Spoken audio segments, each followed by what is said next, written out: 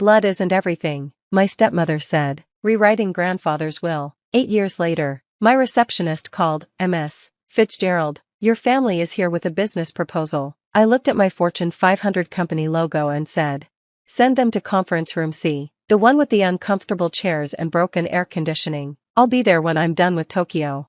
I turned back to my video call with our Japanese partners, negotiating a deal worth more than my entire stolen trust fund. The irony wasn't lost on me. Here I was, closing international acquisitions, while the family who deemed me unworthy of inheritance came begging for scraps.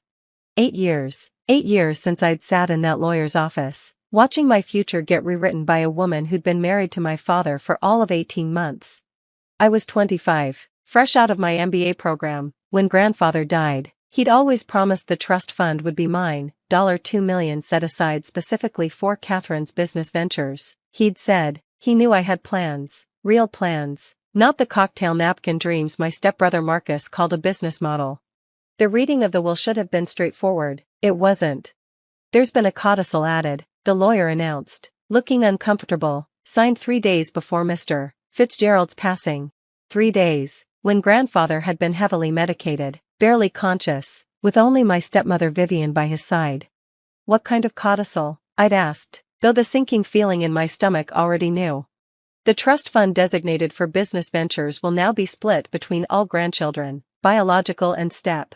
Split? I could barely get the word out. Equally, between you and Marcus. Marcus, who'd joined the family a year and a half ago when Vivian married my father. Marcus, who'd never met my grandfather before he got sick. Marcus, who'd spent every hospital visit talking about his revolutionary app idea while grandfather was too medicated to protest. That's impossible, I said. Grandfather would never. Blood isn't everything, Vivian interrupted smoothly. Father understood that family is about more than genetics. Marcus is as much his grandchild as you are. Father? I turned on her. You've known him for less than 2 years. And in that time, he came to love Marcus like his own. Isn't that right, Daniel?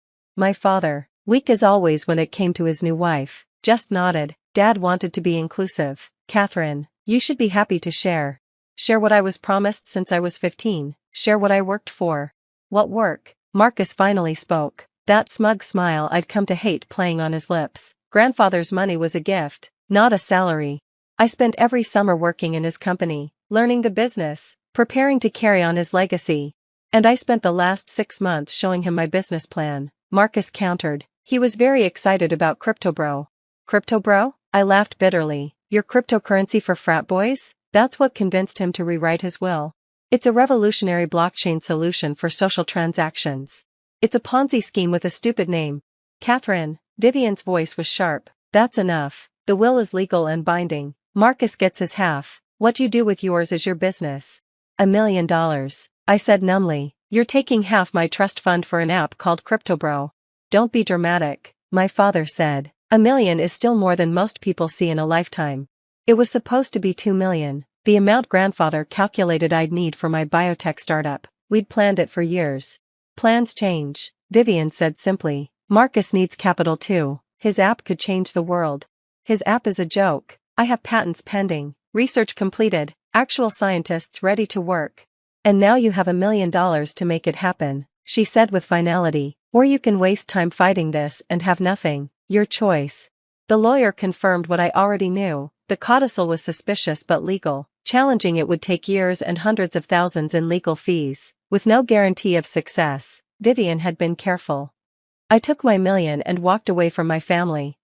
It wasn't enough, not for the lab space, the equipment, the staff I needed, but rage is a powerful motivator, and humiliation is rocket fuel for the truly determined. I pivoted. Instead of biotech, I went into software, lower overhead, faster returns. I lived in a studio apartment with 3 roommates, ate ramen twice a day, and coded until my eyes bled. Every dollar went back into the company. My first app was simple, expense tracking for small businesses. It took off. The second one integrated with major accounting software. That one got attention. By the third, VCs were calling. What drives you? One investor asked during a pitch. Spite. I answered honestly, pure, crystallized spite. He laughed, thinking I was joking. He still wrote a check for $10 million.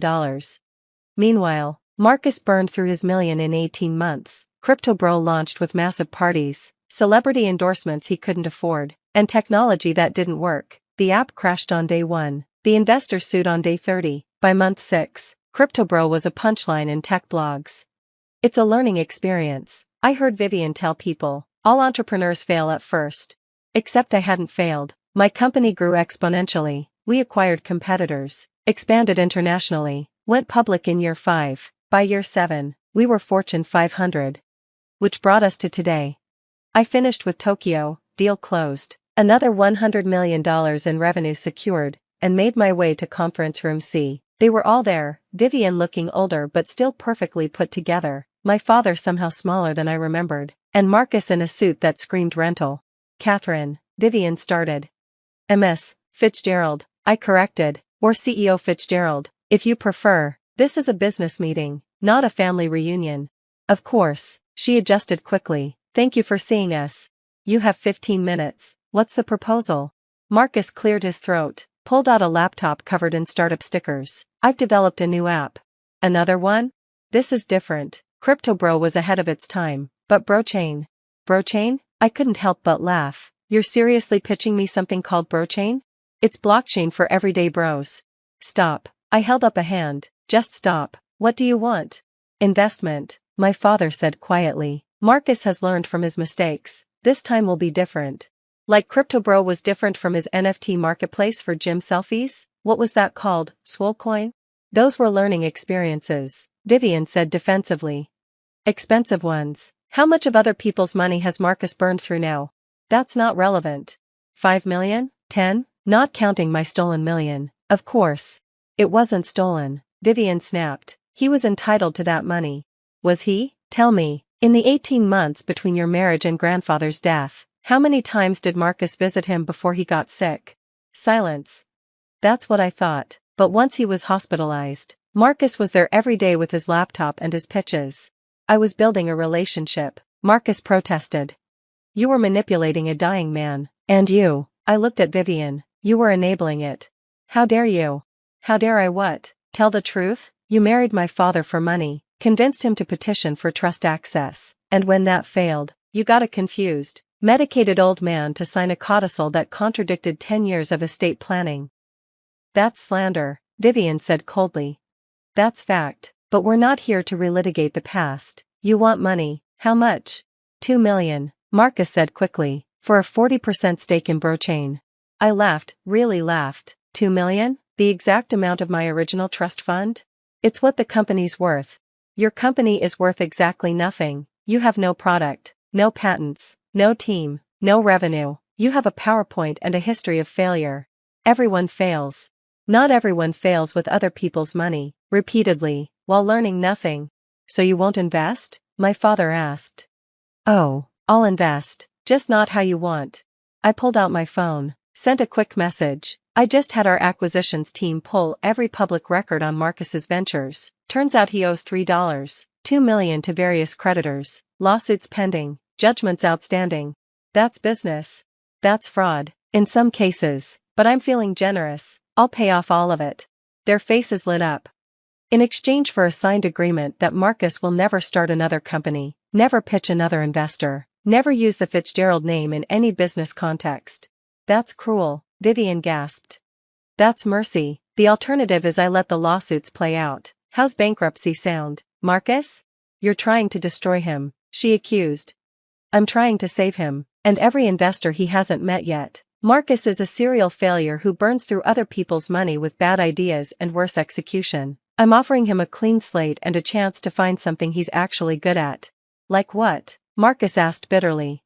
I don't know. What are you good at? Besides convincing dying grandfathers to rewrite wills? Catherine, please, my father tried. He's your brother. Stepbrother, for 8 years, during which he's done nothing but take my inheritance, my grandfather's last coherent moments, investor money, family reputation. When does it end? When someone gives him a real chance, Vivian insisted. He's had nothing but chances. My $1 million was a chance. The investors he defrauded gave him chances. How many more until you admit he's just not capable? You had advantages. I had half the money I was promised and a family who chose a stranger over me. Every advantage I have, I built myself.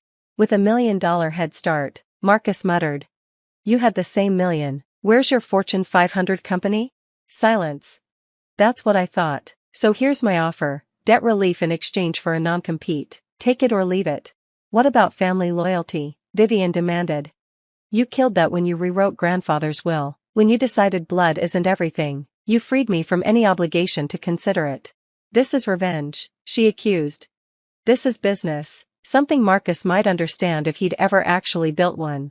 I stood to leave. You have 24 hours to decide. After that, I'll let the lawyers handle it. All of them, including mine, who've been investigating that codicil for 8 years.